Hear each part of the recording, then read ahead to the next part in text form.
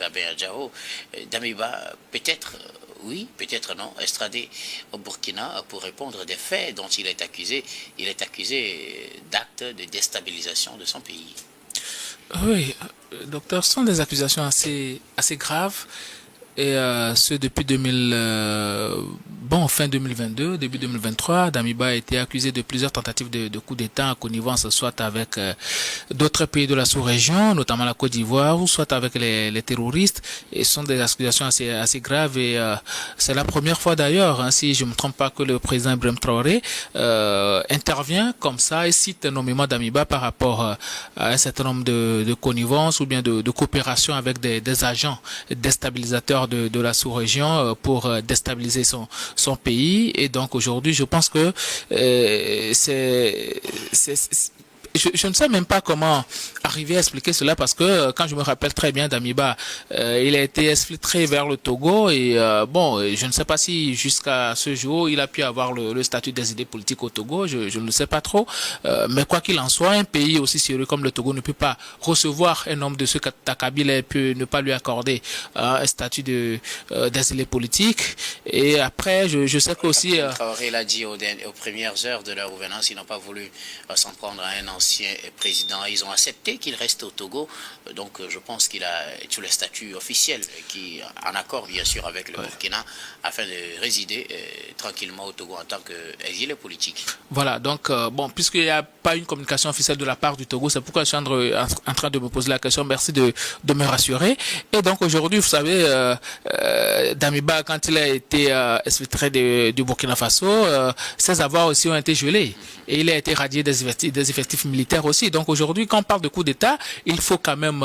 on sait très bien que dans ce genre d'affaires, c'est beaucoup d'argent qui circule. Alors il trouve où les moyens pour essayer de soudoyer des agents? Parce que quand j'ai suivi la RTB, les gens qui sont intervenus, ce sont des militaires, ce sont des regradés, des gens qui peut-être ont été soudoyés forcément. Et donc, comment il arrive à trouver ces moyens-là pour soudoyer ces gens?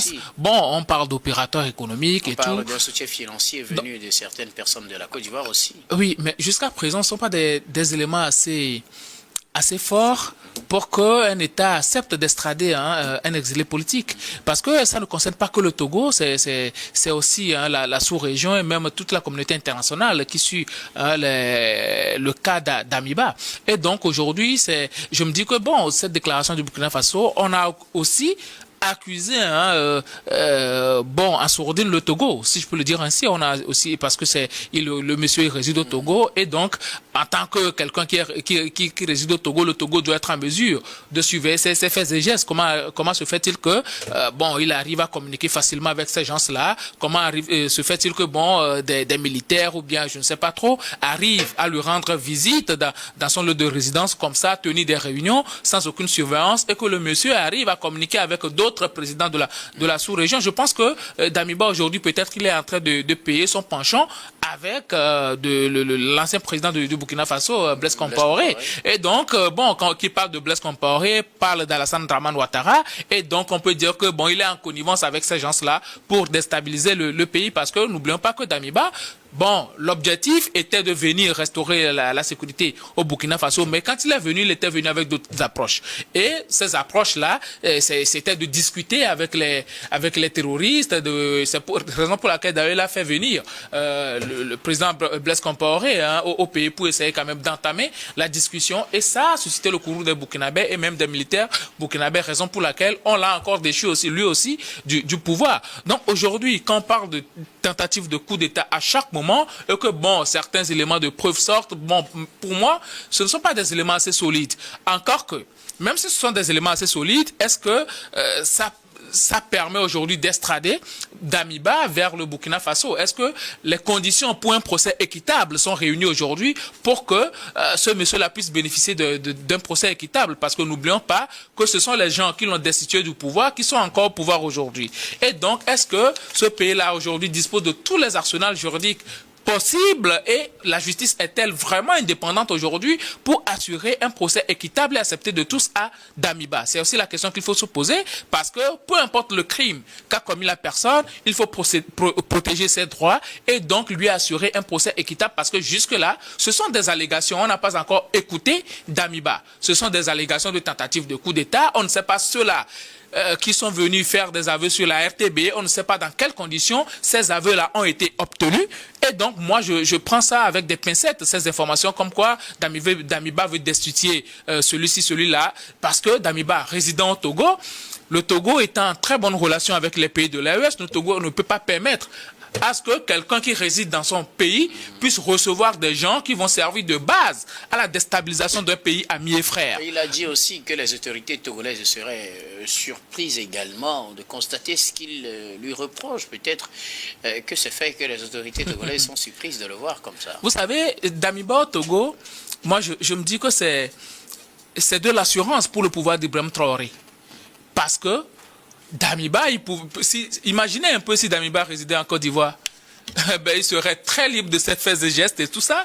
Et bon, comme on colle des intentions au président ivoirien aussi, ben, si ces intentions-là s'avèrent, il pouvait faire tout ce qu'il veut. Mais au Togo ici, ce n'est pas possible.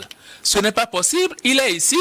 Et si Damiba avait les moyens et les coups de franche pour pouvoir déstabiliser ce pays-là, ben, il l'aurait fait depuis fort longtemps. Mais c'est parce qu'il ne peut pas, parce que les pays, c'est aussi des échanges de renseignements.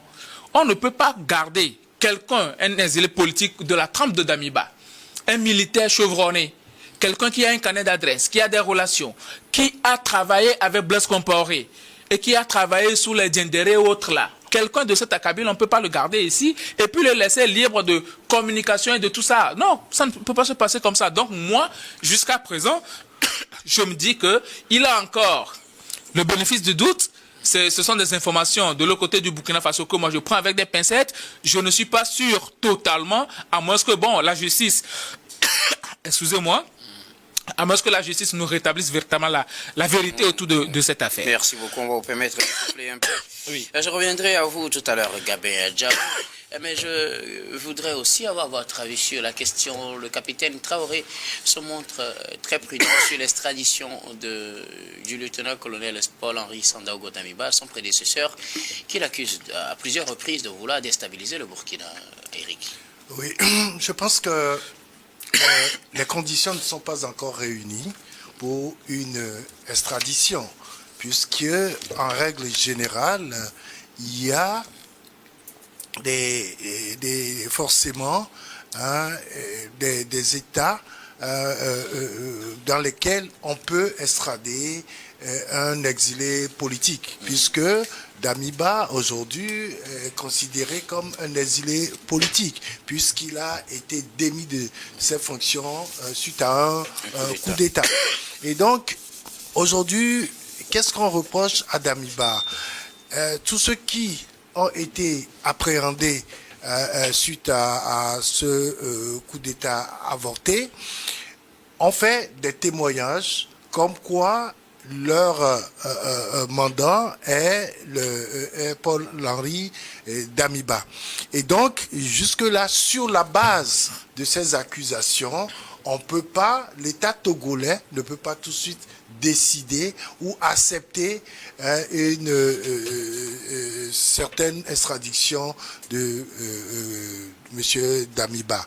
Et donc, le président Traoré, quand vous dites qu'il se montre prudent, c'est tout à fait logique qu'il soit prudent par rapport à cette situation.